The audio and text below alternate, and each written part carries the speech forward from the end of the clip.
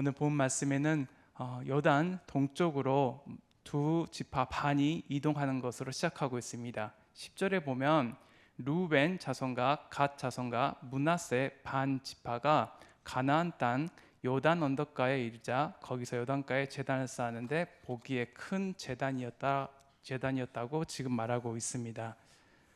사실 제단을 쌓는 것 자체가 두 가지 의미인데, 하나는 어떠한 사실을 이제 계약했던 것을 이제 확증하는 것이고, 또 다른 것은 이제 다른 하나님을 비롯한 이 신들을 숭배하기 위해서 이렇게 쌓는 두 가지 경우가 있습니다. 그런데 오늘 본 말씀의 10절 22장 10절에는 이 두 지파 반은 여호와 하나님을 그들이 섬기고 신앙의 정체성을 계속해서 후대까지도 그 온전한 순수함을 지키고자 하는 순수한 마음으로 제단을 쌓았습니다. 그런데 이게 큰일이 됐었는데 큰일이 돼버렸습니다. 그것은 뭐냐면, 우리는 정말 순수한 의도로 아무 의도 없이 하나님을 향한 이 순수한 열정과 헌신과 내 후대에 정말 내 자녀들이 지금과 같이 여호와 하나님을 열심히 섬기는 그 열정과 그 헌신을 기억해서 다음 세대까지 믿음이 전수되기를 원하는 그 마음으로 제단을 쌓았는데, 다른 쪽에서 보면 이거 제단을 쌓는 것 자체가 혹시 하나님을 떠나서 이 다른 신을 그들이 섬기고 있지 않느냐라는 그 오해를 불러일으키는 행동이었다는 것입니다. 사실 이제 내일 살펴보게 될 말이지만, 이스라엘 전체가 모여서 우리 함께 이 요단가에서 여호와 하나님을 우리가 진정한 우리의 유일하신 하나님으로 섬기기로 확증하고 다음 세대까지도 이 순수한 신앙을 함께 지켜가기 위해서 기념하고 확증하기 위해서 여기에 큰 제단을 쌓는 건 어떻겠냐 하면서, 어떤 일을 하기 전에, 행동을 하기 전에 서로 그 좋은 의도를 가지고 공유를 하고 제단을 쌓았다면 아무 문제가 없었습니다. 그런데 이 지금 오늘 본 말씀에는 이 한 가지 행동을 두 가지 의미로 해석할 수 있다는 그 의미 때문에 결국 두 편이 나눠져서, 이건 다른 신을 섬긴다, 아니다, 나는 우리의 신앙을 순수하게 지키기 위해서 또한 다음 세대까지도 이 순수한 신앙의 열정이 또한 전수되기를 원하는 마음에서 이렇게 했다라고 하면서 이제 오해가 생기게 되고, 이 오해가 결국 어떻게 됐냐면요, 과거에 이 아간의 지은 죄와 그 다른 이방신을 섬김으로 말미암아 이방신을 섬기고자 했던 그 사람뿐만 아니라 이스라엘 민족 전체가 겪었던 그 과거의 아픔을 자극하게 됐습니다. 그래서 온 이스라엘 백성들이 실로에 함께 모여서 이제 싸우러 가게 됐다는 것입니다. 그래서 정말 이 싸우러 갔다는 것은 그저 몇몇 사람이 그냥 치고받고 그런 싸우는 게 아니라, 정말 그들은 여호와 하나님의 순수한 믿음을 지키기 위한 영적인, 신앙적인 전쟁을 하기 위해서 실로에 이스라엘의 그 모든 민족들이 모였다는 것입니다. 12절에 보면 이스라엘 자손이 이를 듣자 곧 이스라엘 자손의 온 회중이 실로에 모여서 그들과 싸우려 가려 하니라 라고 말하고 있습니다. 요단 서편에 있던 이 다른 지파들은 지금 이스라엘 자손이라고 지금 말하고 있는데, 요단 서편에 있던 이 자손들이 실로에 모여서 이제 싸우러 됐다는 것입니다. 이 싸우다는 것은요, 이스라엘에 있어서 이제 전쟁과 관련된 용어인데, 다른 면에서는요, 이 제의적인 의무를 맡은 레위인들이 해막 안에서의 섬김이나 해막에서 수종드는 여인의 섬김을 묘사할 때 사용되는 단어입니다. 따라서 이 단어는 단순히 싸우다라는 뜻뿐만 아니라 정말로 이 무력을 사용해서까지도 여호와 하나님을 섬기는 이러한 신앙적인 차원, 제의적인 차원에서의 그러한 행위까지도 포함한다는 것입니다. 이 싸움은 그야말로, 이 전쟁은 여호와 하나님의 순수성을 지키기 위한 전쟁으로 그들의 회막이 있었던 이 실로에 모이게 됐다는 것입니다.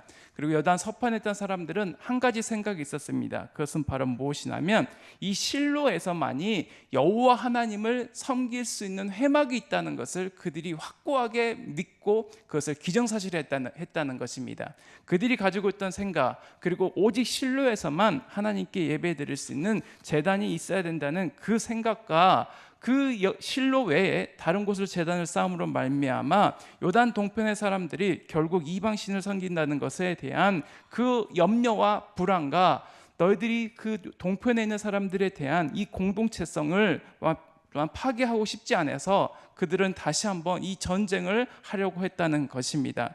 그러면서 그들은 정말 자신들에게 있었던 아픈 과거, 그리고 이방신을 섬김으로 인해서, 우상을 섬김으로 인해서 모든 이스라엘 민족이 함께 고통을 받았던 것을 그들이 다시금 끄집어냅니다. 17절에 보면 부올의 제약으로 말미암아 여호와의 회중에 재앙이 내렸으나 오늘까지 우리가 그 죄에서 정결함을 받지 못하였거늘 그 죄악이 우리에게 부족하여서라고 말하고 있습니다.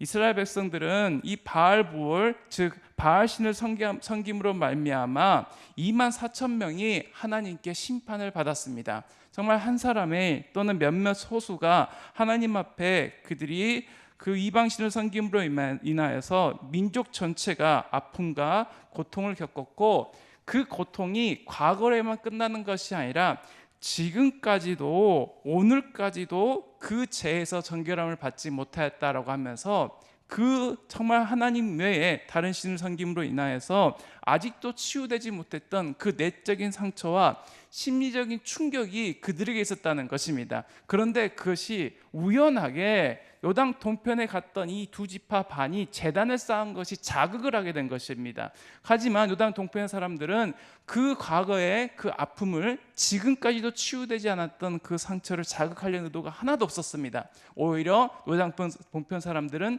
미래에 자신들이 동편으로 떠남으로 말미암아 서편에 있던 이 민족들과 언약 공동체인데, 정말 신실한 그 유기적인 공동체인데, 이 한 몸 됐고 한 공동체 됐던 우리가 요단강을 중심으로 동과 서로 나눠지고 분리되고 점점점 시간이 지나서 서로가 서로를 모른다 할 것이 염려되고 불안했던 것입니다. 미래에 대한 아직 일어나지 않는 그 염려와 불안이 제단을 쌓는 행동을 통해서 드러났는데, 요단 서편에 있던 사람들은 어떤 일이 있었냐면 과거에 있었던, 현재까지도 고통을 겪고 있었던 그 아픔과 상처와 치유받지 못했던 그 마음의 어려움들이 결국 자극됐다는 것입니다. 그래서 서로 묻고 물을 수 있는 경황이 없었습니다. 사실 오늘 본문 말씀은 왜 이렇게까지 심각하게 그들이 정말 격양된 모습으로 정말 감정적으로 대응하는가라고 저도 본문을 봤는데, 결국 그들 가운데는 이 염려와 불안, 그리고 치유되지 않는 상처가 동일한 행동과 패턴으로 오늘도 똑같이 나타날 것이라는, 여호와의 심판이 임할 것이라는 그 염려가 그들 공동체를 자극했다는 것입니다. 따라서 이것을 단순히 정말 치유되지 않은 상처로만 볼 것이 아니라 다시 다른 측면에서 보면,